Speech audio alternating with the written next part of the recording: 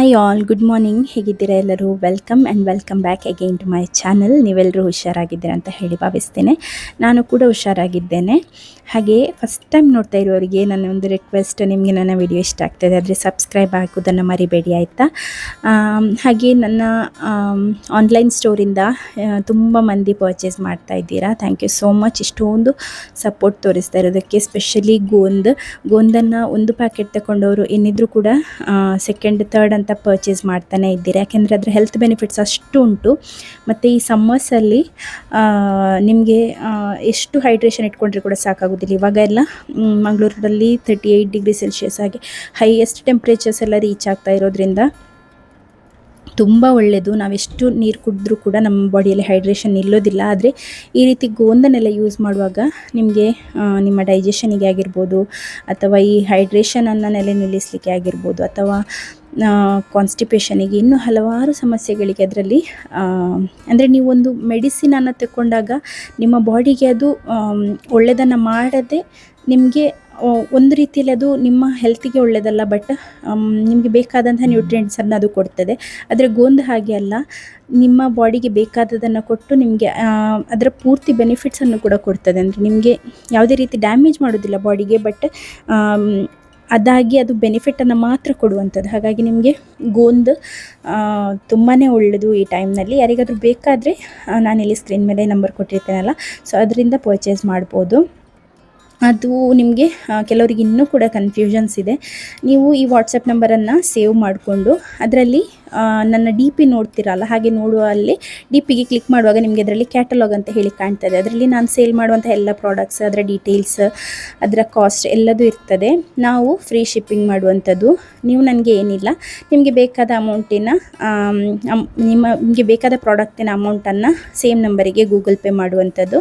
Google pay ಅಥವಾ PhonePe ಮಾಡಿ ಅದರ ಒಂದು ಸ್ಕ್ರೀನ್ಶಾಟ್ ನಂಬರ್ ನನಗೆ ಕಳಿಸ್ಬೇಕಂದ್ರೆ ಸ್ಕ್ರೀನ್ಶಾಟಲ್ಲಿ ನಮಗೆ ಟ್ರಾನ್ಸಾಕ್ಷನ್ ಐ ಡಿಯಲ್ಲಿ ಇರ್ತದೆ ಅಲ್ವಾ, ಸೊ ಸ್ಕ್ರೀನ್ಶಾಟನ್ನು ನನಗೆ ಕಳಿಸಬೇಕು.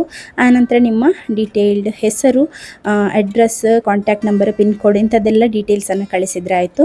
ನಾವು ನಿಮಗೆ ಪೋಸ್ಟಲ್ಲಿ ಕಳಿಸಿಕೊಡ್ತೇವೆ. ತುಂಬ ದೂರದಿಂದೆಲ್ಲ ಆರ್ಡರ್ ಮಾಡ್ತಾ ಇದ್ದಾರೆ, ಡೆಲ್ಲಿಯಿಂದ, ಮುಂಬೈಯಿಂದ, ಎಲ್ಲ ಕಡೆ ನಮ್ಮದು ಸರ್ವಿಸ್ ಇದೆ ಆಯಿತಾ. ಹಾಗಾಗಿ ಯಾರಿಗಾದರೂ ಆರ್ಡರ್ ಮಾಡಲಿಕ್ಕಿದ್ರೆ ಆರ್ಡರ್ ಮಾಡ್ಬೋದು.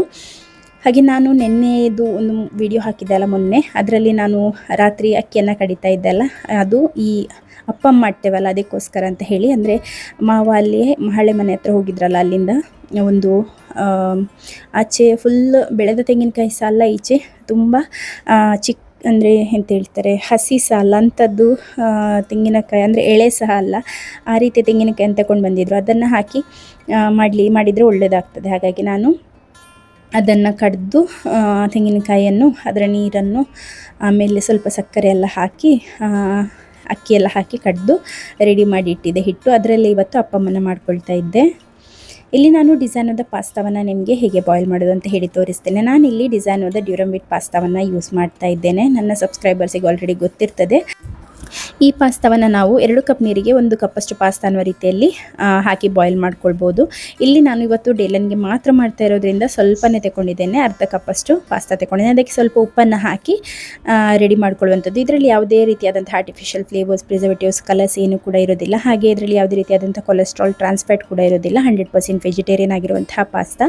ನಿಮಗೆ ಯಾರಿಗಾದರೂ ಬೇಕಾದರೆ ಇದ್ರ ಲಿಂಕನ್ನು ಡಿಸ್ಕ್ರಿಪ್ಷನ್ ಬಾಕ್ಸ್ನಲ್ಲಿ ಕೊಟ್ಟಿರ್ತೀನಿ, ಅಲ್ಲಿಂದ ಚೆಕ್ ಮಾಡ್ಬೋದು. ಇದನ್ನು ನಾನು ಪಂಪ್ಕಿನ್ ಪಾಸ್ತಾವಾಗಿ ಮಾಡಲಿಕ್ಕಿದ್ದೇನೆ. ಹಾಗಾಗಿ ಪಂಪ್ಕಿನನ್ನು ಕೂಡ ಸೈಡಲ್ಲಿ ಕಟ್ ಮಾಡ್ತಾ ಇದ್ದೇನೆ. ಇದರ ರೆಸಿಪಿ ನಾನು ಆಲ್ರೆಡಿ ನನ್ನ ಚಾನಲಲ್ಲಿ ಇದೆ, ಯಾರಿಗಾದರೂ ಬೇಕಾದರೆ ಚೆಕ್ ಮಾಡಿ ನೋಡಿ ಆಯಿತಾ. ಅದು ಮಾತ್ರ ಅಲ್ಲ, ಬೇರೆ ಬೇರೆ ಟೈಪಿದ್ದು ರೆಸಿಪೀಸನ್ನು ಕೂಡ ನಾನು ಅಪ್ಲೋಡ್ ಮಾಡಿದ್ದೇನೆ, ಬೇಕಾದವರು ಚೆಕ್ ಮಾಡಿ ನೋಡಿ. ಮತ್ತು ನನ್ನ ಈ ಒಂದು ನೈಟ್ ಡ್ರೆಸ್ ನಾನು ಹಾಕಿದ್ದೇನೆ ನೋಡಿ, ಪಜಾಮ. ಇದರದ್ದು ಲಿಂಕನ್ನು ಕೇಳ್ತಾ ಇರ್ತಾರೆ, ಇದರದ್ದು ಲಿಂಕ್ ಇಲ್ಲ ಆಯಿತಾ. ನಾನಂದರೆ ಆನ್ಲೈನಲ್ಲಿ ತಗೊಂಡದಲ್ಲ, ನಾನು ಕಳೆದ ಸಲ ಇದು ಡಿಮಾರ್ಟಿಗೆ ಹೋಗಿದ್ದೆಲ್ಲ, ಆಗ ಅಲ್ಲಿ ನೋಡಿದಾಗ ನನಗೆ ಇಷ್ಟ ಆಯಿತು, ಹಾಗಾಗಿ ನಾನು ತಗೊಂಡೆ. ಚೆನ್ನಾಗಿದೆ, ಮೆಟೀರಿಯಲ್ ಕೂಡ ಚೆನ್ನಾಗಿದೆ. ಇದಕ್ಕೆ 699 799 ಆ ರೀತಿಯಲ್ಲಿ ಏನೋ ಇದ್ದಂಥದ್ದು. ಈ ರೀತಿದು ಇನ್ನೊಂದು ತಗೊಂಡಿದ್ದೇನೆ, ಸ್ವಲ್ಪ ಕಲರ್ಫುಲ್. ಆದರೆ ನಾನು ಇವಾಗ ತುಂಬ ದಪ್ಪ ಇರೋದ್ರಿಂದ ನನಗೆ ಅದು ಅಷ್ಟೊಂದು ಕಂಫರ್ಟೇಬಲ್ ಅಂತ ಹೇಳಿ ಅನ್ನಿಸ್ತಾ ಇಲ್ಲ ಆ ಮೆಟೀರಿಯಲ್, ಹಾಗಾಗಿ ನಾನು ಹಾಕ್ತಾ ಇಲ್ಲ. ಇನ್ನು ನಾನು ಸ್ವಲ್ಪ ಸಣ್ಣ ಆಗ್ತೀನಿ, ಆದರೆ ಆಗ ಹಾಕ್ಬೋದು. ಹಾಗೆ ನನಗಿವಾಗ ಬಟ್ಟೆನೇ ಇಲ್ಲ ಹಾಕಲಿಕ್ಕೆ, ಆ ರೀತಿಯಲ್ಲಿ ಆಗಿದೆ. ಅದಕ್ಕೆ ದಪ್ಪ ಇರೋದ್ರಿಂದ ನನಗೆ ಎಲ್ಲ ಬಟ್ಟೆನೀಗ ಹಾಕಲಿಕ್ಕೆ ಆಗೋದಿಲ್ಲ. ಮೊದಲಿನ ನೈಟೀಸ್ ಆಗಿರ್ಬೋದು, ನಾನು ಇದರಲ್ಲಿ ಪ್ರೆಗ್ನೆಂಟ್ ಇರುವಾಗ ನಾನು ಕೆಲವೊಂದು ನೈಟೀಸ್ ತರಿಸಿದ್ದೆ ನೋಡಿ, ನೈಟೀಸ್ ಹಾಕ್ತಾಯಿದ್ದೆ ಚಂದದ್ದು. ಅದೆಲ್ಲ ನನಗೀಗ ಆಗೋದಿಲ್ಲ ಆಯಿತಾ, ಎಲ್ಲ ಕುತ್ತಿಗೆಯಿಂದ ಕೆಳಗೆ ನೇತು ಹಾಕಿದಾಗೆ ಆಗ್ತಾ ಉಂಟು. ಹಾಗಾಗಿ ಅದನ್ನೆಲ್ಲ ಸ್ವಲ್ಪ ಟೈಮಿಗೆ ನಾನು ತೆಗೆದಿಟ್ಟಿದ್ದೇನೆ. ಇನ್ನು ನಾನು ಹೀಗೆ ಇರ್ತೇನೆ ಇಲ್ಲೋ ಅಂತ ನನಗೆ ಹೇಳಲಿಕ್ಕಾಗೋದಿಲ್ಲ. ಯಾಕಂದರೆ ನೀವು ಕೆಲವರು ಕೇಳ್ತಾ ಇದ್ದೀರಾ, ನೀವೇನು ಡಯಟ್ ಮಾಡ್ತಾ ಇದ್ದೀರಾ, ಎಷ್ಟು kg ಸಣ್ಣ ಆಗಿದ್ದೀರಾ ಅಂತ ಹೇಳಿ. ನಾನು 1 kgನೂ ಇಳಿಲಿಲ್ಲ. 72 ಇದ್ದದ್ದು 73 ಆಗಿದ್ದೀನಿ. ಆದರೆ ಇಳಿತಾ ಇಲ್ಲ. ನನಗೆ ಇಳಿಬೇಕನ್ನೋ ಆಸೆನೂ ಇಲ್ಲ ಆಯಿತಾ. ಯಾಕಂದರೆ ನಾನಿವಾಗ ಮಗುವಿಗೆ ನೆನ್ನೆಗೆ 6 ತಿಂಗಳಾಯಿತು. ಹೊಟ್ಟೆ ತುಂಬ ಅವನಿಗೆ ಹಾಲು ಕೊಡುವಂಥದ್ದು, ಅದೊಂದೇ ನನ್ನ ಒಂದು ಏಮ್ ಇದ್ದಂಥದ್ದು. ಇನ್ನೇನಿದ್ರು ತನ್ನಷ್ಟಕ್ಕೆ ಸಪೂರ ಆಗ್ತೀನಿ. ಆದರೆ ಡಯಟ್ ಏನು ಮಾಡ್ತೀರಾ ಅಂತ ಹೇಳಿ ಕೇಳ್ತಾ ಇದ್ದೀರಾ. ಈ ಡಯಟ್ ಅನ್ನುವಂಥದ್ದು ನನಗೆ ಆಗುವಂಥ ಮಾತಲ್ಲ. ನನಗೆ ತಿಂತಾನೆ ಇರಬೇಕು. ನನಗೆ ತಿನ್ನೋದ್ರಲ್ಲಿ ಮಾತ್ರ ನನಗೆ ಬೇಜಾರಾದರೂ ಕೂಡ ನಾನು ತಿಂತೇನೆ, ಖುಷಿಯಾದರೂ ಕೂಡ ತಿಂತೇನೆ, ನಾನು ಅಂಥವಳು. ಹಾಗಾಗಿ ನನಗೆ ತಿನ್ನೋದನ್ನೆಲ್ಲ ಬಿಟ್ಟು ಡಯಟ್ ಮಾಡೋದು ಅಂತ ಹೇಳಿದರೆ ನನಗೆ ಆಗೋದಿಲ್ಲ. ಮತ್ತು ವಾಕ್ ಮಾಡಿ ಎಕ್ಸಸೈಸ್ ಮಾಡು ಅಂದರೆ ನನಗೆ ನನ್ನ ಲೆಗ್ಗಿದು ಸರ್ಜರಿ ಆಗಿದೆ. ಕೆಲವರಿಗೆ ಗೊತ್ತಿರ್ಬೋದು, ನಂದು ACL ಆಪ್ರೇಷನ್ ಆಗಿದೆ. ಹಾಗಾಗಿ ನನಗೆ ಕೆಳಗೆ ಕೂತ್ಕೊಳ್ಳಿಕ್ಕಿಲ್ಲ, ಆ ರೀತಿ ಸರ್ಕಸ್ ಎಲ್ಲ ಮಾಡಲಿಕ್ಕಿಲ್ಲ, ಸ್ಟೆಪ್ಸ್ ಎಲ್ಲ ಹತ್ತಲಿಕ್ಕೆ, ಮತ್ತು ವಿಗರಸ್ ಎಕ್ಸಸೈಸಸ್, ತುಂಬ ವಾಕ್ ಇಂಥದ್ದೆಲ್ಲ ಏನು ಕೂಡ ಮಾಡಲಿಕ್ಕಿಲ್ಲ. ತುಂಬ ರೆಸ್ಟ್ರಿಕ್ಷನ್ಸ್ ಇದೆ. ಹಾಗಾಗಿ ನಾನು ಅದು ಯಾವುದು ಕೂಡ ಸರ್ಕಸ್ ಮಾಡೋದಿಲ್ಲ. ದೇವರೇ ಬಾಡಿ ಕೊಟ್ಟಂಥದ್ದು. ಮೇ ಬಿ ದೇವರ ಇಷ್ಟ ಇದ್ದರೆ ಅದು ಕಡಿಮೆ ಕೂಡ ಆಗ್ತದೆ. ಯಾಕೆಂದರೆ ಸಿಯೋನ್ನ ಟೈಮ್ನಲ್ಲಿ ನಾನು ಸೀದಾ 49 kg 50 kgಗೆ ಬಂದಿದ್ದೆ. 75 kg ಇದ್ದೆ ಆಗ. ಹಾಗಾಗಿ 25 kg ಪುಟ್ ಆನ್ ಆದಂಥದ್ದು ಪ್ರೆಗ್ನೆನ್ಸಿಯಲ್ಲಿ. ಅದು ಡೈರೆಕ್ಟ್ ತನ್ನಷ್ಟಕ್ಕೆ 1 ವರ್ಷದಲ್ಲಿ ಬ್ರೆಸ್ಟ್ ಫೀಡಿಂಗ್ ಮಾಡಿ ಕಡಿಮೆ ಆಗಿತ್ತು. ಬಟ್ ಎಲ್ಲ ಪ್ರೆಗ್ನೆನ್ಸಿಯಲ್ಲೂ ಎಲ್ಲ ರೀತಿಯಲ್ಲಿ ಹಾರ್ಮೋನು ಒಂದೇ ರೀತಿಯಲ್ಲಿ ವರ್ಕ್ ಆಗೋದಿಲ್ಲ ಅಲ್ಲ. ಹಾಗಾಗಿ ಮತ್ತು ಕೆಲವರು ಕೇಳ್ತಾ ಇದ್ದೀರಾ, ನಿಮಗೆ ಟ್ಯೂಬೆಕ್ಟಮಿ ಆಪ್ರೇಷನ್ ಆಗಿದೆ ಅಲ್ಲ, ಬ್ಲೀಡಿಂಗ್ ಆಗ್ತಾ ಉಂಟಾ ಅಥವಾ ನೋವಿದೆಯಾ ಅಂತ ಹೇಳಿ. ಟ್ಯೂಬೆಕ್ಟಮಿ ಮಾಡಿದ್ದಕ್ಕೇನಾ ಅಥವಾ ಬೇರೆ ಏನಾದರೂ ರೀಸನ್ ಅಂದರೆ, ನನಗೆ ಎಡಿಷನ್ಸ್ ತುಂಬ ಇತ್ತು. ಎಡಿಷನ್ಸ್ ಅಂತ ಹೇಳಿದರೆ, ಒಂದು ಸರ್ಜರಿ ಆದ ಕೂಡಲೇ, ಈಗ ನೋಡಿ ನಿಮ್ಮ ಕೈಗೆ ಒಂದು ಗಾಯ ಆಗಿದೆ ಆದರೆ ನಿಮ್ಮ ಸ್ಕಿನ್ ಹತ್ತಿರ ಇಲ್ಲದೆ ಸೈಡ್ ಎಲ್ಲ ಇದ್ದರೆ ಆ ಸ್ಕಿನ್ ಹೇಗಿರ್ತದೆ ಅದೇ ರೀತಿಯಲ್ಲಿ ಅದು ಹೀಲ್ ಆಗುವಂಥದ್ದು. ಅದಕ್ಕೋಸ್ಕರನೇ ಸ್ಟಿಚ್ ಹಾಕುವಂಥದ್ದು, ಒಂದೇ ರೀತಿಯಲ್ಲಿ ಕರೆಕ್ಟಾಗಿ ಒಂದೇ ಸಮ ಹೀಲ್ ಆಗಲಿ ಅಂತ ಹೇಳಿ.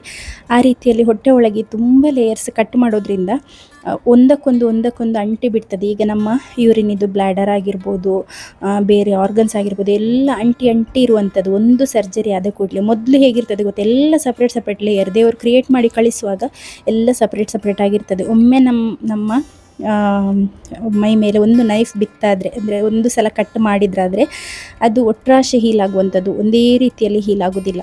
ಹಾಗಾಗಿ ಎಲ್ಲ ಕಡೆ ಎಕ್ಸ್ಟ್ರಾ ಮಾಂಸಗಳು ಬಂದು, ಅಂದರೆ ಟಿಶ್ಯೂ ಗ್ರೋತ್ ಆಗೋದು ಅಂತ ಹೇಳ್ತಾರೆ ಅಲ್ವಾ, ಸ್ಕಾರ್ ಟಿಶ್ಯೂ. ಆ ರೀತಿಯಲ್ಲಿ ಸ್ಕಾರ್ ಟಿಶ್ಯೂಸ್ ಗ್ರೋ ಆಗಿ ಎಲ್ಲ ಆರ್ಗನ್ಸ್ ಅಂಟಿ ಇರ್ತದೆ. ಹಾಗಿರ್ಬೋದು ಮೇ ಬಿ ನನಗೆ ಲೆಫ್ಟ್ ಸೈಡಿಗೆ ನಾನು ತಿರುಗಿ ಮಲಗಿದರೆ, ರೈಟ್ ಸೈಡಿಗೆ ತಿರುಗುವಾಗ ಅಥವಾ ಲೆಫ್ಟ್ ಸೈಡಿಗೆ ತಿರುಗಿ ಮಲಗಿದಾಗ ನನ್ನ ರೈಟ್ ಸೈಡು ಹೊಟ್ಟೆ ಹತ್ತಿರ, ಅಂದರೆ ಒಂದು ಸಿಸೇರಿಯನ್ ಸ್ಕಾರಿಂದ ಮೇಲೆ ನನಗೆ ತುಂಬ ನೋವಾಗ್ತದೆ. ಮತ್ತು ಮಕ್ಕಳೆಲ್ಲಾದರೂ ಒತ್ತಿದರೆ, ಕೈ ಇಟ್ಟರೆಲ್ಲ ನನಗೆ ತುಂಬ ನೋವಿದೆ, ತುಂಬ ಅಂದರೆ ತುಂಬ ನೋವಿದೆ. ನನಗೆ ನೋವಿಲ್ಲ ಅಂತ ಇಲ್ಲ. ಹಾಗೆ ಇನ್ನೊಂದು ಕ್ವೆಶ್ಚನ್ ಅಂತ ಹೇಳಿದರೆ, ಬೆನ್ನು ನೋವಿಲ್ವಾ, ಸೊಂಟ ನೋವಿಲ್ವಾ ಅಂತ ಹೇಳಿ. ನಾನಿಷ್ಟು ಟೈಮ್ನಲ್ಲಿ ನಿಮಗೆ ಹೇಳಿರಲಿಲ್ಲ, ಒಂದು ಸೀಕ್ರೆಟ್ ಹೇಳ್ತೇನೆ. ನಾನು ನನ್ನ ಮಗುವಿಗೆ 3 ತಿಂಗಳಿರುವಾಗ, 3.5 ತಿಂಗಳಾಗ್ತಾ ಬರುವಾಗ, 3 ತಿಂಗಳಿರುವಾಗಲೇ ಕಾಣ್ತದೆ ನನಗೆ ನನ್ನ ಲೆಫ್ಟ್ ಸೈಡ್ ಸೊಂಟದಲ್ಲಿ ಒಂದು ನೋವು ಬಂದಂಥದ್ದು. ನನಗೆ ಇವತ್ತಿಗೂ ಉಂಟು ಆ ನೋವು. ಹತ್ರ ಈಗ 3 ತಿಂಗಳಾಗ್ತಾ ಬಂತು. ತುಂಬ ಟೈಮಿಂದ ಅದು ಮದ್ದು ತರಬೇಕಂತ ಹೇಳಿ ಅಂದ್ಕೊಂಡದ್ದು. ಎಂಥ ಮಾತ್ರೆ ಕೊಟ್ಟರೆ ಸಹ ಈಗ ಬ್ರೆಸ್ಟ್ ಫೀಡಿಂಗ್ ಟೈಮಲ್ಲಿ ತಗೊಳ್ಳಿಕ್ಕಾಗೋದಿಲ್ಲ. ಮತ್ತು ಹೋಗಲಿಕ್ಕೆ ಸಹ ನನಗೆ ಟೈಮ್ ಆಗೋದಿಲ್ಲ, ಏನಾದರೂ ಒಂದು ಕೆಲಸ ಇರ್ತದೆ, ಮತ್ತು ಅದು ಇದು ಅಂತ ಹೇಳಿ ಹಾಗೆ ಹಿಂದೆ ಮಾಡಿ ಎಷ್ಟರವರೆಗೆ ಸಹ ಹೋಗಲಿಲ್ಲ. ಒಂದು ಸೈಡ್ ನನಗೆ ನೋವು. ಬೆಳಿಗ್ಗೆ ಎದ್ದು ನಾನು ಬೆಡ್ಡಲ್ಲಿ ಕೂತ್ಕೊಂಡು ಕೆಳಗೆ ಇಳಿದು ಬರಬೇಕಾದ್ರೆ, ನಾನು ಯಾಕೆ ಹೇಳ್ತಿರೋದು ಅಂತ ಹೇಳಿದ್ರೆ, ನನಗೆ ತುಂಬ ಕಾಯಿಲೆ ಇದೆ ಅಂತ ನಾನು ಹೇಳ್ತಾ ಇರೋದಲ್ಲ. ಬಟ್ ಕೆಲವರು ಅಂದ್ಕೊಂಡಿದ್ದೀರಾ ನಾನು ಸೂಪರ್ ವುಮನ್, ನನಗೆ ಏನಿಲ್ಲ, 3 ಮಕ್ಕಳಾದರೂ ಕೂಡ ನಾನು ನೆಟ್ಟಾಗಿ ಆಚೆ ಈಚೆ ತಿರುಗಾಡ್ತೇನೆ, ನನಗೆ ನೋವೇ ಇಲ್ಲ ಅನ್ನೋ ರೀತಿಯಲ್ಲಿ ಕೆಲವರು ಅಂದ್ಕೊಂಡಿದ್ದೀರಾ. ಅವರಿಗೆ ಹೇಳ್ತಾ ಇರುವಂಥದ್ದು, ನಾನು ಕೂಡ ನಿಮ್ಮಲ್ಲಿ ಒಬ್ಬಳೇ. ಯಾಕೆಂದರೆ ಒಮ್ಮೆ ನಿಮ್ಮ ಬಾಡಿಯಿಂದ ಒಂದು ಮಗು ಬಂತಾದರೆ ಮೈ ಫುಲ್ ಪುಡಿಯಾಗಿ ಹೋದ ಹಾಗೆ, ನಿಮ್ಮ ಮೈ ಮೇಲೆ ಒಂದು ಟ್ರಕ್ ಹತ್ತಿ ಹೋದಾಗ ನಿಮಗೆ ಯಾವ ರೀತಿಯಲ್ಲಿ ಆಗ್ತದೆ ನೋಡಿ, ಆ ರೀತಿಯಲ್ಲಿ ಹಾರ್ಮೋನ್ಸ್ ಕೂಡ ಕ್ರ್ಯಾಶ್ ಆಗ್ತದೆ, ಫುಲ್ ಬಾಡಿ ಕ್ರ್ಯಾಶ್ ಆಗ್ತದೆ. ನನಗೆ ಕೂಡ ಹಾಗೆಯೇ ನನ್ನ ಬ್ಯಾಕಲ್ಲಿ ಒಂದು ಪೇಯ್ನ್ ಇರುವಂಥದ್ದು. ಅದು ನನಗೆ ಬೆಳಿಗ್ಗೆ ಎದ್ದು ಬೆಡ್ಡಿಂದ ಇಳಿಲಿಕ್ಕೆ ನನಗೆ 5 ಮಿನಿಟ್ಸ್ ಬೇಕು. ಅಂದರೆ ನೆಟ್ಟಾಗಿ ಕೂತ್ಕೊಳ್ಳಿಕ್ಕೇ ಆಗೋದಿಲ್ಲ. ನಾನು ಹೀಗೆ ಅಂದರೆ ಸ್ವಲ್ಪ ಹಿಂದೆ ಆಗಿ ಕೂತ್ಕೊಳ್ಳುವಂಥದ್ದು, ಸ್ಟ್ರೈಟ್ ಕೂರ್ಲಿಕ್ಕೇ ಆಗೋದಿಲ್ಲ. ಹಾಗೆ ಸ್ವಲ್ಪ ಸುಧಾರಿಸಿ ನಾನು ಎದ್ದೇಳುವಂಥದ್ದು. ಮತ್ತು ಡೇ ಟೈಮ್ ಕೆಲಸ ಮಾಡುವಾಗ ಅಷ್ಟು ಗೊತ್ತಾಗೋದಿಲ್ಲ. ಬಟ್ ರೆಸ್ಟ್ ಮಾಡಿ ಸ್ವಲ್ಪ ಹೊತ್ತು ಹಾಲು ಕೊಟ್ಟು ಮಗುವಿಗೆ ಎದ್ದೇಳುವಾಗ ಮತ್ತೆ ಕೂತ್ಕೊಳ್ಳಿಕ್ಕೆ ಪುನಃ ಆಗೋದಿಲ್ಲ ಆ ರೀತಿ. ಅದು ಎಂತ ಅಂತಲೇ ಗೊತ್ತಿಲ್ಲ ನನಗೆ, ನಾನು ಹೋಗಲಿಲ್ಲ ಕೂಡ ಇಷ್ಟರವರೆಗೆ. ಮತ್ತು ಅದು ಇದೆಲ್ಲ ಬರ್ತದಲ್ವ ಆಯುರ್ವೇದಿಕ್ ಪ್ಯಾಚಸ್, ಅದನ್ನೆಲ್ಲ ಹಾಕಿದ್ದೆ. ಅದು ಹಾಕಿದರೆ ಅಂತಂದರೆ ಅದು ಅಂಟ್ತದೆ ಅಲ್ವ ಮೈಗೆ, ತುರಿಸ್ಲಿಕ್ಕೆ ಸ್ಟಾರ್ಟ್ ಆಗ್ತದೆ ಸ್ನಾನ ಎಲ್ಲ ಮಾಡುವಾಗ. 1-2 ಪ್ಯಾಚಸನ್ನು ಹಾಕಿದೆ, ಮತ್ತು ನಾನು ಹಾಕಲಿಲ್ಲ, ಅಲರ್ಜಿ ರೀತಿಯಲ್ಲಿ ಆಗಲಿಕ್ಕೆ ಸ್ಟಾರ್ಟ್ ಆಯಿತು ಅಂತ ಹೇಳಿ. ಬಟ್ ಅದು ಹಾಕಿದಾಗ ಸ್ವಲ್ಪ ನೋವು ಕಡಿಮೆ ಇತ್ತು. ಆದರೆ ನೋಡಬೇಕು, ಇನ್ನು ಯಾವಾಗಲಾದರೂ ಹೋಗಿ ತೋರಿಸಬೇಕು. ಅದೇ ನಾನು ಹೇಳ್ತಾ ಇದ್ದೆ ಅಲ್ವ, ನನಗೆ ಕೂಡ ಬೆನ್ನು ನೋವಿದೆ, ಸೊಂಟ ನೋವಿದೆ. ನಾನಾದರೆ ಡೈಲಿ ನನ್ನ ಕ್ಯಾಲ್ಶಿಯಂ ಮಾತ್ರೆ ಮತ್ತು ಅಯನ್ ಮಾತ್ರೆ ಎರಡನ್ನೂ ಕೂಡ ತಗೊಳ್ತೇನೆ. ಪ್ರೆಗ್ನೆನ್ಸಿ ಟೈಮಲ್ಲಿ ತಗೊಳ್ತಾ ಇದ್ದೆ ಸೇಮನ್ನು.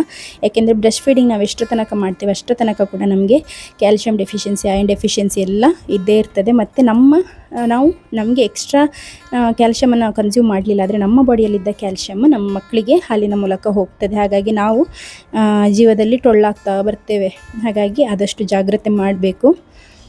ಹಾಗೆ ಅದು ಸೊಂಟದ್ದು ನೋವು ಉಂಟಲ್ಲ, ಅದಕ್ಕೆ ನಾನು ಹೇಳಿದ ಸೀಕ್ರೆಟ್ ಏನು ಅಂತ ಹೇಳಿದರೆ, ನಾನು ನನ್ನ ಮಗುವಿಗೆ 3 ತಿಂಗಳಾಗುವಾಗ ನನಗೆ ಆ ನೋವು ಸ್ಟಾರ್ಟ್ ಆದಂಥದ್ದು. ಒಂದು ಪ್ಲಸ್ ಪಾಯಿಂಟ್ ಏನು ಅಂತ ಹೇಳಿದರೆ, ನನ್ನ ಮಗು ಕೌಚಿ ಮಲಗುವಂಥದ್ದು. ಅಂದರೆ ಹೊಟ್ಟೆ ಮೇಲೆ ಮಲಗ್ತಾರಲ್ಲ ಆ ರೀತಿಯಲ್ಲಿ ಮಕ್ಕಳು, ಆ ರೀತಿಯಲ್ಲಿ 6 ತಿಂಗಳ ನಂತರ ಮಲಗಿದ್ರೆ ಪರವಾಗಿಲ್ಲ. ಅದಕ್ಕಿಂತ ಮುಂಚೆ ಸಿಟ್ಸ್ ಅಂತ ಹೇಳ್ತಾರಲ್ವ, ಸಡನ್ ಇನ್ಫೆಂಟ್ ಡೆತ್ ಅಂತ ಹೇಳಿ, ಅದು ಕಾರಣ ಇಲ್ಲದೆ ಮಗು ತಿರಿ ಹೋಗುವಂಥದ್ದು. ಆ ರೀತಿಯ ಕೆಲವೊಂದು ಸಮಸ್ಯೆಗಳೆಲ್ಲ ಆಗ್ತದೆ. ಕೆಲವು ಮಕ್ಕಳಂದರೆ ಮೂಗನ್ನೇ ಹೀಗೆ ಬೆಡ್ ಮೇಲೆ ಇಟ್ಟು ಮಲಗಿ ಬಿಡ್ತಾರೆ. ಬಟ್ ನನ್ನ ಮಕ್ಕಳು ಜೆನೆಟಿಕ್ಸ್ ಪ್ರಕಾರನೇ ನನ್ನ ಹಸ್ಬೆಂಡ್ ಕೂಡ ಕೌಚಿಯೇ ಮಲಗುವಂಥದ್ದು. ಹಾಗೆ ನನ್ನ 3 ಮಕ್ಕಳು ಕೂಡ ಕೌಚಿ ಮಲಗಿ ಅಭ್ಯಾಸ ಅವಕ್ಕೆ. ಹಾಗಾಗಿ ನನ್ನ ಡೇಲನ್ 2.5 ತಿಂಗಳಾಗುವಾಗಲೇ ಕೌಚಿ ಮಲಗ್ತಾ ಇದ್ದ ಹೇಗಾದರೂ ಮಾಡಿ. ಮತ್ತು ಹೇಗೆ ಎಷ್ಟು ಸಲ ನೆಟ್ಟಾಗಿಟ್ಟರೆ ಸಹ ಕೌಚಿಯೇ ಮಲಗ್ತಾ ಇದ್ದ ಅಂತ. ಹಾಗೆ ನನ್ನ ಈ ಮಗು ಸಹ 3 ತಿಂಗಳಾಗುವಾಗ ಕೌಚಿ ಮಲಗಲಿಕ್ಕೆ ಸ್ಟಾರ್ಟ್ ಮಾಡಿದ. ಹಾಗೆ ನಾನು ಮಾಡಿದೆ ಅಂತ ನೀವು ಯಾರು ಮಾಡಲಿಕ್ಕೆ ಹೋಗೋದಿಲ್ಲ. ನಾನು ನನ್ನ ವಿಷಯ ಹೇಳ್ತಿರುವಂಥದ್ದು ಅಷ್ಟೇ, ಯಾರಿಗೆ ಸಜೆಷನ್ ಕೊಡ್ತಾ ಇರುವಂಥದ್ದಲ್ಲ. ನನ್ನ ಮಗುವಿಗೆ 3 ತಿಂಗಳಿಂದ ನಾನು 3ನೇ ತಿಂಗಳು ಸ್ಟಾರ್ಟ್ ಆಗೋಗಿಂದ ನಾನು ಬಪ್ ಮಾಡಿಸಲೇ ಇಲ್ಲ. ಯಾಕೆಂದರೆ ನನಗೆ ಎದ್ದು ಕೂತ್ಕೊಳ್ಳಿಕ್ಕೇ ಆಗ್ತಾ ಇರಲಿಲ್ಲ. ನನಗೆ ಅಷ್ಟು ಸೊಂಟ ನೋವು, ನನಗೆ ನೋವು ಅಂದರೆ ತುಂಬ ನೋವು. ನನಗೆ ಎದ್ದುಳ್ಳಿಕ್ಕೇ ಆಗೋದಿಲ್ಲ ರಾತ್ರಿ. ಬೆಳಿಗ್ಗೆ ಒಂದು ಕಷ್ಟದಲ್ಲಿ ಎದ್ದು ಬೆಡ್ಡಿಂದ ಬರುವಂಥದ್ದು, ಅಂದರೆ ಒಮ್ಮೆ ಎದ್ದು ಕೂತ್ಕೊಂಡು ನೆಟ್ಟಗೆ ಕೂತು ಕುಡಿಸೋ ಹಾಗೇನಿಲ್ಲ. ಹಾಗಾಗಿ ನಾನು ಅಲ್ಲಿಯೇ ಸೈಡ್ ತಿರುಗಿ ಮಗುವಿಗೆ ಹಾಲು ಕೊಡಲಿಕ್ಕೆ ಸ್ಟಾರ್ಟ್ ಮಾಡಿದೆ, ಸೊಂಟ ನೋವು ಅಂತ ಹೇಳಿ. ಹೇಗಿದ್ದರೂ ಅವನು ಕೌಚಿ ಮಲಗುವಂಥದ್ದು. ಅವನನ್ನು ಎದ್ದೊಳ್ಳುವಾಗ ಅವನು ಕೂಗುವಾಗ ಹಾಲಿಗೆ ಕೌಚಿ ಮಲಗಿಯೇ ಕೂಗುವಂಥದ್ದು. ಹಾಗೆ ನಾನೇ ಅವನನ್ನು ನೆಟ್ಟಾಗಿ ಹಾಕಿ ಸೈಡಿಗೆ ತಿರುಗಿಸಿ ಹಾಲು ಕೊಟ್ಟರೆ ಸಾಕು, ಪುನಃ ಅವನು ರಪ್ಪ ಕೌಚಿಯ ಮಲಗುವಂಥದ್ದು. ಹಾಗಾಗಿ ಅವನ ಹೊಟ್ಟೆಯಲ್ಲಿ ಗ್ಯಾಸ್ ಇದ್ದರೂ ಕೂಡ ಅದು ಅಲ್ಲಿಂದ ಅಲ್ಲಿಗೆ ರಿಲೀಸ್ ಆಗಿ ಹೋಗ್ತಾಯಿತ್ತು. ಬಟ್ ನೀವು ಏನಿದ್ರು 4ರಿಂದ 4.5 ತಿಂಗಳ ತನಕ ಆದರೂ ಅಟ್ಲೀಸ್ಟ್ ಮಗುವಿಗೆ ಬರ್ಪ್ ಮಾಡಿಸಲೇಬೇಕಾಯ್ತಾ. ಮತ್ತು 1 ತಿಂಗಳು ಕಂಪ್ಲೀಟ್ ಆಗೋ 1.5 ತಿಂಗಳು ಮಾತ್ರ 2 ಗಂಟೆಗೊಮ್ಮೆ ಹಾಲು ಕೊಟ್ಟರೆ ಸಾಕು. ಮತ್ತು ಮಗುವಿನ ಡಿಮ್ಯಾಂಡ್ ಹೇಗಿರ್ತದೆ ಹಾಗೆ ಕೊಟ್ಟರೆ ಆಯಿತು. ತುಂಬ ಅಂಡರ್ ವೆಯ್ಟ್ ಇದೆ ಆದರೆ ಕೊಡಿ, ಪರವಾಗಿಲ್ಲ. ನಾರ್ಮಲ್ ವೆಯ್ಟ್ ಎಲ್ಲ ಇದೆ ಆದರೆ ಏನೂ ಟೆನ್ಷನ್ ಮಾಡಬೇಕಂತ ಇಲ್ಲ. ಮಕ್ಕಳು ಒಳ್ಳೆ ನಿದ್ದೆ ಮಾಡ್ತಾರೆ ರಾತ್ರಿ, ಆಯಿತಾ. ಮತ್ತು ಮಕ್ಕಳನ್ನ ಹೇಗೆ ನಿದ್ದೆ ಮಾಡಿಸೋದು ಅದರ ಬಗ್ಗೆ ಇನ್ಫಾರ್ಮೇಷನ್ ಕೆಲವರು ಕೇಳ್ತಾ ಇದ್ದಾರೆ, ಯಾವಾಗಲಾದರೂ ಕೊಡ್ತೇನೆ ಇನ್ನೊಂದು ವಿಡಿಯೋದಲ್ಲಿ. ಹಾಗೆ ಇಲ್ಲಿ ಮಾವ ಕೂಡ ಮಗು ಹತ್ರ ಮಾತಾಡ್ತಾ ಇದ್ದಾರೆ. ಮಾವನಿಗೆ ಈ ಮಗು ಅಂದರೆ ತುಂಬ ಇಷ್ಟ, ಆಯಿತಾ. ನಾನು ಇಷ್ಟರ ತನಕ ನೋಡಿದ ಹಾಗೆ ಈ ಚಿಕ್ಕದಂದರೆ ತುಂಬ ಇಷ್ಟ. ಯಾಕೆಂದರೆ ಅವ್ರು ಎಲ್ಲಿ ಸಹ ಹೋಗಲಿಕ್ಕೆ ಸಹ ಕೇಳೋದಿಲ್ಲ. ಮೊನ್ನೆ ಅವರಿಗೆ ಸ್ವಲ್ಪ ಎಲ್ಲ ಕೆಮ್ಮೆಲ್ಲ ಇತ್ತು, ಆದರೆ ಸಹ ಮಂಗಳೂರು ಹೋಗಲಿಕ್ಕಿತ್ತು. ಆದರೆ ಅವರು ಅಷ್ಟೊಂದು ಇಂಟ್ರೆಸ್ಟ್ ತೋರಿಸಲಿಲ್ಲ. ಯಾಕೆಂದರೆ ಈ ಮಗುವನ್ನು ಬಿಟ್ಟು ಅವ್ರಿಗೆ ಎಲ್ಲಿ ಹೋಗ್ಲಿಕ್ಕೆ ಬೇಡ, ಅವನನ್ನು ಮತ್ತು ಡೇಲನನ್ನು ಬಿಟ್ಟು ಎಲ್ಲಿಗೆ ಹೋಗಲಿಕ್ಕೆ ಬೇಡ. ಏಕೆಂದರೆ ಅವರದ್ದು ಲಾಸ್ಟ್ ಮೊಮ್ಮಗು, ಅಂದರೆ ಅವರಿಗೆ ಮರಿಮಕ್ಕಳು ಕೂಡ ಇದ್ದಾರೆ, ಅಂದರೆ ಅವರ ಮೊಮ್ಮಕ್ಕಳ ಮಕ್ಕಳು ಇದ್ದಾರೆ. ಬಟ್ ಅವರು ಹೊರದೇಶದಲ್ಲಿರುವಂಥದ್ದು. ಹಾಗಾಗಿ ಈ ಮಗು ಉಂಟಲ್ಲ, ಅವ್ರು ಯಾವಾಗಲೂ ಹೇಳುವಂಥದ್ದು, ಈ ಮಗು ನನ್ನ ಲಾಸ್ಟ್ ಮೊಮ್ಮಗು ಅಂತ ಹೇಳಿ. ಲಾಸ್ಟ್ ಮಗು ಇದು. ಹಾಗಾಗಿ ಅವರಿಗೆ ಏನೋ ಒಂಥರ ಇವನ ಹತ್ರ ಜಾಸ್ತಿ ಅಟ್ಯಾಚ್ಮೆಂಟ್. ಅದಕ್ಕೆ ನಾನು ಹೇಳುವಂಥದ್ದು, ಲಾಸ್ಟ್ ಮೊಮ್ಮಗು ಆದಷ್ಟು ಮುದ್ದು ಮಾಡಿ, ಆದಷ್ಟು ಇದು ಮಾಡಿ ಅಂತ ಹೇಳಿ. ಯಾಕೆಂದರೆ ಈಗ ನಾನು ಹೆಚ್ಚಾಗಿ ನನ್ನ ಮಾವನ ಹತ್ರನೇ ಕೊಡುವಂಥದ್ದು. ಮಾವನಿಗೆ ಹೇಳ್ತೇನೆ ನಾನು ಸ್ವಲ್ಪ ಹೊತ್ತು ಇಟ್ಕೊಳ್ಳಿ ಅಂತ ಹೇಳಿದರೆ ಅವರು ಇಟ್ಕೊಳ್ತಾರೆ. ಮೊದಲೆಲ್ಲ ತುಂಬ ಅಂದರೆ ಸಿಯೋನ್ ಚಿಕ್ಕದಿರುವಾಗೆಲ್ಲ ಹೇಳ್ತಿದ್ರು, ಒಂದು 6 ತಿಂಗಳಾದಮೇಲೆ ನಾನು ಹಿಡಿತೇನೆ ಅಂತ ಹೇಳಿ. ಆದರೆ ಈಗ ಸಿಯೋನ್ ಡೇಲನ್ ಎಲ್ಲ ಫಟಾಫಟ್ ಆದ ನಂತರ ಅವರಿಗೆ ಈಗ ಧೈರ್ಯ ಇದೆ. ಹಾಗಾಗಿ ಅವನನ್ನು ಕೂಡ ಹಿಡ್ಕೊಳ್ತಾರೆ ಅವರು. ಹಾಗಾಗಿ ನನಗೆ ಸ್ವಲ್ಪ ಎಲ್ಲ ಕೇಕೆಲ್ಲ ಮಾಡಲಿಕ್ಕೆ ಅದಕ್ಕೆಲ್ಲ ಹೆಲ್ಪ್ ಆಗ್ತದೆ. ಮತ್ತು ಇವಾಗ ಹೌಸ್ ಹೆಲ್ಪ್ ಕೂಡ ಬರ್ತಾ ಇದ್ದಾರಲ್ಲ, ಹಾಗೆ ಇಲ್ಲಾದರೆ ನಾನೊಂದು 1 ತಿಂಗಳಿಂದ, ಅಂದರೆ ನಾವು ಈ ಪಾಪಪ್ಸ್ ಅಂತ ಹೇಳಿ ಮಾಡ್ತಾ ಇದ್ದೇವೆ ಕೇಕ್ಸ್ ಇದು. ಅದರಿಂದಾಗಿ ನನಗೇನಾಗ್ತಿತ್ತು ಅಂತ ಹೇಳಿದರೆ, ನನಗೆ ಟೈಮೇ ಆಗ್ತಾ ಇರಲಿಲ್ಲ. ಮನೆ ಕೆಲಸ ಆದರೆ ಕೇಕಿದು ಕೆಲಸ ಆಗ್ತಾ ಇರಲಿಲ್ಲ, ಕೇಕಿದು ಕೆಲಸ ಆದರೆ ಬಟ್ಟೆ ಮಕ್ಕಳ ಕೆಲಸ ಆಗ್ತಾ ಇರಲಿಲ್ಲ. ಹಾಗಾಗಿ ಬ್ಯಾಲೆನ್ಸ್ ಮಾಡೋದು ತುಂಬ ಕಷ್ಟ ಆಯಿತು. ಮನುಷ್ಯನ ಬಾಡಿಗೆ ರೆಸ್ಟ್ ಕೂಡ ಬೇಕು. ಯಾಕೆಂದರೆ ನಾನು ಪೋಸ್ಟ್ ಪಾರ್ಟಮ್ ಅಂತ ಹೇಳಿ ನಾನೇನು ಸಪ್ರೇಟಾಗಿ ರೆಸ್ಟ್ ಎಲ್ಲ ಆ ರೀತಿಯಲ್ಲಿ ಏನು ಮಾಡಲಿಲ್ಲ, ಮಲ್ಕೊಂಡೇ ಇರುವಂಥದ್ದು. ಅದು ಫುಡ್ ತಿನ್ನುವಂಥದ್ದು. ನಾನೇನು ಬಾಣಂತನೆಲ್ಲ ಏನು ಮಾಡ್ಕೊಳ್ಳಿಲ್ಲ ಅಲ್ಲ, ಹಾಗಾಗಿ ನನಗೆ ನನ್ನ ಬಾಡಿಗೆ ಕೂಡ ಒಂದು ಇಷ್ಟು ಅಂತ ಹೇಳಿ ರೆಸ್ಟ್ ಬೇಕು. ಸೊ ಅದಕ್ಕೋಸ್ಕರ ಪುನಃ ನಾನು ಹಸ್ಬೆಂಡ್ ಹತ್ರ ಹೇಳಿದೆ ಹೌಸ್ ಹೆಲ್ಪನ್ನು ಕರೆಯುವ. ಯಾಕೆಂತ ಹೇಳಿದರೆ ನಾನು 200 ಪೀಸಸ್ ಸೇಲಿಗಿರುವಂಥದ್ದು ಕೇಕ್ಸ್ ಅದು ಇದು ಎಲ್ಲ ಮಾಡ್ತಾಯಿದ್ದೆ. ಹಾಗಾಗಿ ಅಂದರೆ ನಾನು ಡ್ರೈನ್ ಆಗ್ತಿದ್ದೆ, ಫುಲ್ ಎಕ್ಸಾಸ್ಟ್ ಆಗ್ತಾಯಿದ್ದೆ, ಎಕ್ಸಾಷನ್ ಜಾಸ್ತಿ ಇತ್ತು. ಹಾಗಾಗಿ ಪುನಃ ಅವರಿಗೆ ಕೂಡ ಒಂದು ಕೆಲಸ ಆದಾಗೆ ಆಗ್ತದೆ ಅಲ್ವ. ನಮ್ಮ ಮನೇಲಿ ಅವರು ಯಾವಾಗಲೂ ಬರ್ತಾಯಿದ್ರು ಮತ್ತು ಅವರಿಗೆ ಕೂಡ ಹೆಲ್ಪ್ ಆಗ್ತದೆ. ಹಾಗಾಗಿ ನಾವು ಫಸ್ಟ್ ಬೇರೆಯವರನ್ನು ಹೈರ್ ಮಾಡೋದು ಅಂತ ಹೇಳಿ ಅಂದ್ಕೊಂಡ್ವಿ. ಬಟ್ ಹೇಗಿದ್ದರೂ ಬೇರೆಯವರನ್ನು ಹೈಯರ್ ಮಾಡಿ ಅವರಿಗೆ ಕೆಲಸ ಕಲಿಸೋದಕ್ಕಿಂತ ನಮಗೆ ಅಂದರೆ ಸ್ವಲ್ಪ ಜಾಸ್ತಿ ಟೈಮ್ ನಿಲ್ಲುವಂಥವ್ರು ಬೇಕಿತ್ತು, ಮಗುವನ್ನು ಕೂಡ ನೋಡ್ಕೊಳ್ಳುವಂಥವ್ರು. ಬಟ್ ಅವರಿಗೆ ಹೇಗಿದ್ದರೂ ಕೆಲಸದ ಅಗತ್ಯ ಕೂಡ ಇದೆ, ಮತ್ತು ಅವರಿಗೆ ಗೊತ್ತು ಹೇಗೆ ಕೆಲಸ ಮಾಡೋದು ಅಂತ ಹೇಳಿ, ಮನೆಯಲ್ಲಿ ನಮ್ಮ ಮನೆಯಲ್ಲಿ ಹೇಗೆ ಕೆಲಸ ಮಾಡಬೇಕು, ಏನೆಲ್ಲ ಕೆಲಸ ಇರ್ತದೆ ಅಂತ ಹೇಳಿ. ಹಾಗಾಗಿ ಅವರನ್ನೇ ನಾವು ಪುನಃ ಹೈರ್ ಮಾಡಿದಂಥದ್ದು. ತುಂಬ ಜನ ಕನ್ಸರ್ನ್ಸನ್ನು ಹೇಳ್ತಿದ್ರ, ತುಂಬ ಥ್ಯಾಂಕ್ಸ್, ನೀವು ನನ್ನ ಬಗ್ಗೆ ತುಂಬ ಕೇರ್ ಇದೆ. ಕೆಲವರಂತೂ ರೆಸ್ಟ್ ಮಾಡಿ ಅಂತೆಲ್ಲ ಹೇಳ್ತೀರ. ಹೌದು, ನಾನು ನನ್ನ ಬಾಡಿ ನನಗೇನು ಹೇಳ್ತಾ ಇದೆ ಅದನ್ನು ಕೇಳ್ತಾ ಇದ್ದೇನೆ. ಒಂದು ಸೊಂಟದೊಂದು ನೋವು ಕೂಡ ಹೇಳ್ತಾ ಉಂಟು. 3.5 ತಿಂಗಳಾಯಿತು ಆ್ಯಕ್ಚುಲಿ. ಇನ್ನೂ ಹೋಗಬೇಕು ನನಗೆ. ನಾನಿಲ್ಲಿ ನಮ್ಮ ಮನೆ ಮೇಲೆ ಶೀಟ್ ಹಾಕುವವರು ಬಂದಿದ್ದಾರೆ. 2 ದಿನ ಬರ್ತಾರೆ, 2 ದಿನ ಬರೋದಿಲ್ಲ, 2 ದಿನ ಬರ್ತಾರೆ, 2 ದಿನ ಬರೋದಿಲ್ಲ. ಹಾಗೆ ಇವತ್ತು ಬಂದಿದ್ದಾರೆ. ಅವರು ಬಂದ ಕೂಡಲೇ ನಾನು ಅವ್ರ ಹತ್ರ ಹೇಳಿದೆ, ಅತ್ತೆ ಮಾವ ಎಲ್ಲ ಚರ್ಚಿಗೆ ಹೋಗಿದ್ದಾರೆ, ರಿಟ್ರೀಟ್ ಇದೆ ಅಂತ ಹೇಳಿ. ಡೇಲನ್ ಕೂಡ ಹಸ್ಬೆಂಡ್ ಜೊತೆ ಹೋಗಿದ್ದೆ, ನಾನು ಮಗು ಮಾತ್ರ ಇದ್ವಿ ಮನೆಯಲ್ಲಿ. ಹಾಗೆ ನಾನು ಅವ್ರ ಹತ್ರ ಹೇಳಿದ್ದೆ, ನೀವು ಮೇಲೆ ಹೋಗುವಾಗನೇ, ಟೆರೆಸಿಗೆ ಹೋಗುವಾಗನೇ ನಾನಿಲ್ಲಿ ನೀರು ಜ್ಯೂಸ್ ಎಲ್ಲ ಇಟ್ಟಿರ್ತೇನೆ, ತೆಕ್ಕೊಂಡು ಹೋಗಿ ಮತ್ತೆ ಬಂದು. ನನಗೆ ಮೇಲೆ ಹತ್ತಿ ಬರಲಿಕ್ಕೆ ಆಗೋದಿಲ್ಲ. ಮೊನ್ನೆ ಒಂದು 4 ಸಲ ಹೋಗಿ ಬಂದೆ, ಮತ್ತು ನನಗೆ ಕಾಲಿದು ಮಸಲ್ಸ್ ಎಲ್ಲ ನಡಗಲಿಕ್ಕೆ ಸ್ಟಾರ್ಟ್ ಆಯಿತು. ಮೇಲೆ ಹತ್ತಿ ನಮಗೆ ಅಭ್ಯಾಸ ಇಲ್ಲ ಅಲ್ಲ, ಹಾಗೆ ಆಗೋದಿಲ್ಲ. ಹಾಗೆ ನನಗೆ ಮತ್ತು ಕೋರಿದು ಸ್ಟ್ರೆಂತ್ ಕೂಡ ಅಷ್ಟು ಇಲ್ಲದೇ ಇರೋದ್ರಿಂದ ಆಗಲ್ಲ ಅಂತ ಅವ್ರ ಹತ್ರ ಹೇಳಿದೆ. ಹಾಗೆ ಅವರು ಆಯ್ತು ಇಲ್ಲಿ ಇಟ್ಟು ನಾವು ತಗೊಂಡು ಹೋಗ್ತೇವೆ ಹೇಳಿದರು. ಹಾಗೆ ನಾನು ಅವರಿಗೆ ಬೇಗ ಜ್ಯೂಸನ್ನು ಮಾಡ್ತಾಯಿದ್ದೇನೆ. ಜ್ಯೂಸನ್ನೆಲ್ಲ ಮಾಡಿಕೊಟ್ರೆ ಅವರು ಇಡೀ ದಿನ ಬಿಸಿಲಲ್ಲೇ ಕೆಲಸ ಮಾಡೋದು. ಫುಡ್ಡಲ್ಲಿ ಎಂತ ಕೊಡಲಿಕ್ಕಿಲ್ಲ ಅವರಿಗೆ, ಫುಡ್ ಟೀ ಎಲ್ಲ ಅಂಥದ್ದೆಲ್ಲ ಏನು ಕೊಡಲಿಕ್ಕಿಲ್ಲ. ಜ್ಯೂಸ್ ನೀರು ಅಂಥದ್ದು ಮಾತ್ರ ಕೊಡಲಿಕ್ಕೆ, ಈಗ ತುಂಬ ಬಿಸಿಲಲ್ವ, ಹಾಗೆ ಜ್ಯೂಸನ್ನೊಂದು ಮಾಡಿಕೊಡ್ತೇನೆ ಅಂತ ಹೇಳಿ ಜ್ಯೂಸ್ ಮಾಡ್ತಾಯಿದ್ದೆ. ಐ ಹೋಪ್ ತುಂಬ ಜನರ ಡೌಟ್ಸ್ ಈಗ ಕ್ಲಿಯರ್ ಆಗಿದೆ. ನಾನು ಕೂಡ ನಿಮ್ಮ ಹಾಗೆಯೇ ಮನುಷ್ಯ. ನನಗೆ ಕೂಡ ಸೊಂಟ ನೋವು, ಬೆನ್ನು ನೋವು, ಎಲ್ಲ ಕಡೆ ನೋವಿದೆ. ನಾನು ಮೊನ್ನೆ ಹೇಳಿದೆ ಅಲ್ಲ, ಎಲ್ಲಿ ಮುಟ್ಟಿದ್ರು ನೋವು ಅನ್ನೋ ರೀತಿಯಲ್ಲಿ ನನಗೆ ಕೂಡ ನೋವಿದೆ. ಏನು ಮಾಡೋದು. ಮೊನ್ನೆ ಇಲ್ಲಿ ಶೀಟ್ ಹಾಕೋರು ಹೇಳಿದರು, ಸಿಂಟ್ಯಾಕ್ಸನ್ನು ಸ್ವಲ್ಪ ಮೂವ್ ಮಾಡಬೇಕು, ಹಾಗಾಗಿ ನೀರು ಖಾಲಿ ಮಾಡಿ ಅಂತ ಹೇಳಿ. ನಾನೊಂದು 12:15 ಗಂಟೆ ಆಗುವಾಗ ಗಿಡಕ್ಕೆಲ್ಲ ನೀರು ಹಾಕಿದೆ. ಹೇಗಿದ್ದರೂ ನೀರು ಖಾಲಿ ಮಾಡಬೇಕು. ಬಾವಿಯಲ್ಲಿ ನೀರು ಕೂಡ ಅಷ್ಟು ಇರೋದಿಲ್ಲ ಅಲ್ಲ, ಈಗ ನೀರು ವೇಸ್ಟ್ ಮಾಡಬಾರ್ದು ಅಂತ ಹೇಳಿ ಎಲ್ಲ ಅಂಗಳಕ್ಕೆಲ್ಲ ನೀರು ಹಾಕಿ ವಾಶ್ ಮಾಡಿದೆ. ನನಗೆ ಮೈಗ್ರೇನ್ ಇದೆ, ಹಾಗೆ ನನಗೆ ತಲೆ ಸಿಡಿಲಿಕ್ಕೆ ಸ್ಟಾರ್ಟ್ ಆಯಿತು ರಾತ್ರಿ ಆಗುವಾಗ. ಸಂಜೆ ಆಗುವಾಗ ನನಗೆ ಸಹಿಸಲಿಕ್ಕೆ ಆಗ್ತಾ ಇರಲಿಲ್ಲ. ಮತ್ತು ನನಗೆ ಸಿಸೇರಿಯನ್ ಆದಾಗ ಪೇನಿಗೆ ಕೊಟ್ಟಿದ್ರಲ್ವ ಡೈಕ್ಲೋ, ಅದು ಒಂದು ಟ್ಯಾಬ್ಲೆಟ್ ಇತ್ತು, ಸಿಂಗಲ್ ಟ್ಯಾಬ್ಲೆಟ್, ಅದನ್ನು ತೆಕ್ಕೊಂಡೆ. ಸೊ ಹಾಗೆ ನನಗೆ ಕೂಡ ಎಲ್ಲರ ಹಾಗೆಯೇ ಎಮೋಷನ್ಸ್ ಕೂಡ ಇದೆ, ಪೇಯ್ನ್ ಕೂಡ ಇದೆ,